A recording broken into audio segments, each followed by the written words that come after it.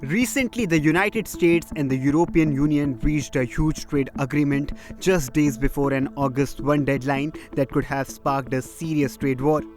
President Donald Trump and EU Commission President made the announcement at Trump's Turnberry Golf Resort in Scotland. The big headline: the US will now place a 15% tariff on most EU goods instead of the 30% that was originally planned. That means fewer taxes on things like cars and medicines, and a big sigh of relief for businesses on both sides of the Atlantic. Let's break down the 5 key takeaways. EU to buy $750 billion in US energy.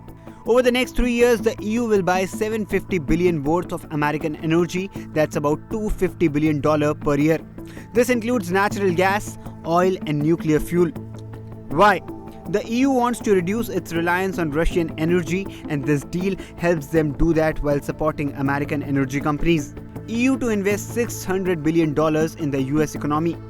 The EU has promised to invest $600 billion into the US, although we don't have details yet on which sectors or timelines.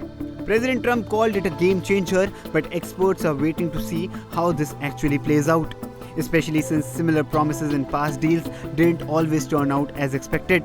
EU to buy more US military equipment. In a big shift, the EU agreed to buy large amounts of American-made military gear. This could be a major win for US defense companies, but might raise concerns in Europe, where leaders have been pushing to build more military equipment at home. Tariffs cut to 15%. Trade war avoided. The deal cuts tariffs on most EU goods from a threatened 30% down to 15%. That's still higher than the old average of 1.2%, but it's much better than a full-blown trade war. Plus, there will be no tariffs at all on some items like aircraft parts, certain chemicals, generic medicines, and some farm products. Steel and aluminium tariffs stay high. One downside for Europe: the 50% tariff on steel and aluminium will stay. Trump says that part isn't changing anytime soon. That's tough news for European metal exporters and could raise prices for American companies that use these materials. This deal brings stability and predictability to one of the world's biggest trading relationships. It's a win for diplomacy, but also raises questions that will unfold in the months ahead. What are your thoughts on this? Let us know in the comments. Till then, keep watching India TV for all the latest updates.